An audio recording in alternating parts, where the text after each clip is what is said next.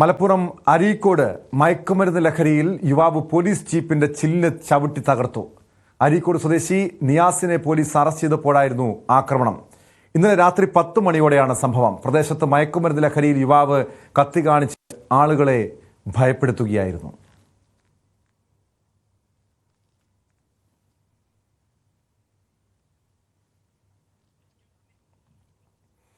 CV Anumod ചേരുന്നുണ്ട് മലപ്പുറത്തുനിന്നും വിശദാംശങ്ങളുമായി. അനുമോദ്, നമ്മൾ കോഴിക്കോട് താമരശ്ശേരിയിലൊരു സംഭവത്തെക്കുറിച്ചാണ് ഇപ്പോൾ വിശദമായി പരിശോധിച്ചുകൊണ്ടിരുന്നത്. അവിടെ ലഹരിക്ക് അടിമയായ യുവാവ് ഭാര്യയെ കൊലപ്പെടുത്തിയ അവസ്ഥ. ഇവിടെ പോലീസിന്, അതായത് ഒരു പോലീസിനെ പോലും ഭയമില്ലാത്ത രീതിയിൽ ലഹരി സംഘങ്ങൾ അഴിഞ്ഞാടുന്നു. അരീക്കോട് എന്താണ് കഴിഞ്ഞ രാത്രി സംഭവിച്ചത്?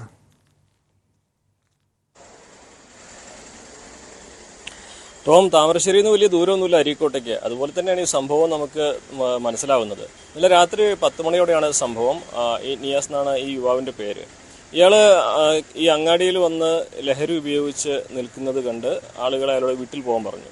അങ്ങനെ ആളുകൾ പറഞ്ഞത് കേട്ട് വീട്ടിൽ പോവുകയും തുടർന്ന് വീട്ടിൽ നിന്ന് കത്തിയെടുത്ത് തന്നോട് അങ്ങാടിയിൽ നിന്ന് പോകാൻ പറഞ്ഞ ആളുകളെ ആക്രമിക്കാൻ വരികയും ചെയ്തു. ആ സമയത്ത് ആളുകൾ ഉണ്ടായിരുന്നില്ല. ആളുകൾ വരുന്നവരുടെ കത്തിയുമായിട്ട് കാത്തു നിന്ന് ആളുകൾ വന്നപ്പോൾ കത്തി വീശി ഭീഷണിപ്പെടുത്തുകയും അവിടെ ഒരു ഭീകരാന്തരീക്ഷം സൃഷ്ടിക്കുകയൊക്കെ ചെയ്തു. അങ്ങനെ ആ ഒരു സാഹചര്യത്തിൽ പോലീസിനെ വിളിക്കുന്നു. പോലീസ് അവിടെ എത്തുന്നു. ആദ്യം അവിടെ പട്രോളിംഗ് ഉണ്ടാകുന്ന പോലീസാണ് എത്തിയത്. ആദ്യം പോലീസിനോട് ഇയാൾ വളരെ ശാന്തമായിട്ട് കാര്യങ്ങൾ പറയുകയും വളരെ പെട്ടെന്ന് ഇയാളുടെ സ്വഭാവ രീതി മാറുകയും ഇയാൾ വയലൻ്റ് ആവുകയും ആക്രമിക്കുകയും പോലീസിനെ ആക്രമിക്കാൻ അടുക്കുകയും ബോണറ്റിന് മുകളിൽ കയറിയിരുന്ന് പോലീസ് ജീപ്പിന്റെ ചില്ല് തകർക്കുകയൊക്കെ ചെയ്തു. തുടർന്ന് സിയുടെ നേതൃത്വത്തിലുള്ള സംഘം എത്തിയാണ് ഇയാളെ കസ്റ്റഡിയിൽ എടുത്തു കൊണ്ടുപോയത്. നിലവിലെ ഇയാളെ കോടതിയിൽ ഹാജരാക്കി എന്നാണ് അറിയാനാകുന്നത്. ഇതിലേറ്റവും പ്രധാനപ്പെട്ട ഒരു കാര്യം, ഈ നാട്ടിൽ തന്നെ ഉപദേശിച്ച ആളുകളെ ആക്രമിക്കാനാണ് ഇയാൾ കത്തിയുമായിട്ട് വന്നത് എന്നുള്ളതാണ്. അതായത് ശരിക്കും അവിടെ വലിയ ആളുകളുടെ ഒരു ഇടപെടലില്ലെങ്കിൽ ഇയാൾ പക്ഷെ ആക്രമിച്ചേനെ മറ്റൊരു ദുരന്തത്തിനുകൂടി ചിലപ്പോൾ നമ്മളിന്ന് സാക്ഷ്യം വഹിക്കേണ്ട സാഹചര്യം ഉണ്ടായേനെ. എന്നാലും പോലീസിന്റെ കൃത്യസമയത്തുള്ള ഇടപെടലും ആളുകളുടെ ഒരു സംയമനമൊക്കെ ആ ഒരു സാഹചര്യം ഒഴിവാക്കി ഇയാളുടെ ഒരു ബാക്ക്ഗ്രൗണ്ടിൽ വളരെ ഈ മോശമായ സാഹചര്യങ്ങളിലൂടെ വന്ന തരത്തിലാണ് അറിയാനാകുന്നത്.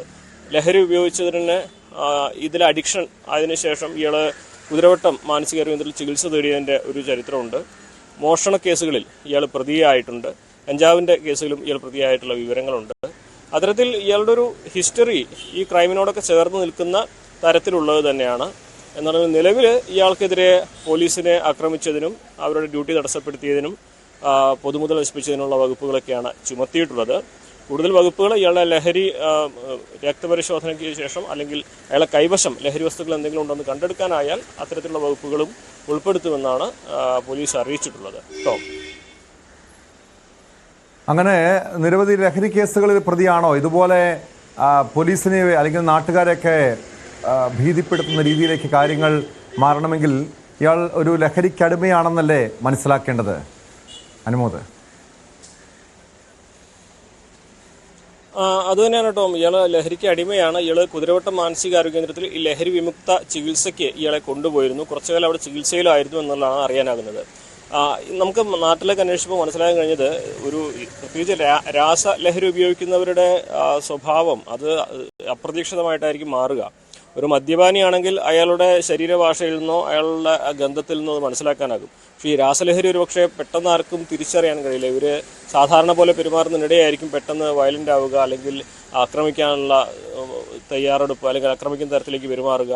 അപ്പോൾ ഇതൊന്നും ആർക്കും പ്രെഡിക്റ്റ് ചെയ്യാൻ കഴിയുന്നില്ല. അതാണ് ഇവിടെയും സംഭവിച്ചത്. അപ്പോൾ ഇയാളെ ഒരു നിൽപ്പും ഭാവമൊക്കെ കണ്ട് മനസ്സിലായ ആളുകൾ ഇയാളെ വീട്ടിലേക്ക് പറഞ്ഞയക്കുകയും തുടർന്ന് മെമ്പറുടെ വീട്ടിൽ കയറി ഇയാൾ ഈ ആക്രമണം നടത്താൻ ശ്രമിച്ചു എന്നൊക്കെയാണ് അറിയുന്നത്. അതായത് ഈ ലഹരിക്ക് അടിമയായ മനുഷ്യൻ എങ്ങനെ പെരുമാറുമെന്ന് ഒരു തരത്തിൽ ആർക്കും പ്രവചിക്കാൻ പോലും കഴിയാത്ത സാഹചര്യം. പോലീസിനോട് വളരെ ശാന്തമായി സംസാരിച്ചിരുന്ന ആളാണ് വളരെ വേഗത്തിൽ പോലീസിനെ ആക്രമിക്കുന്ന തരത്തിലേക്ക് മാറിയത്.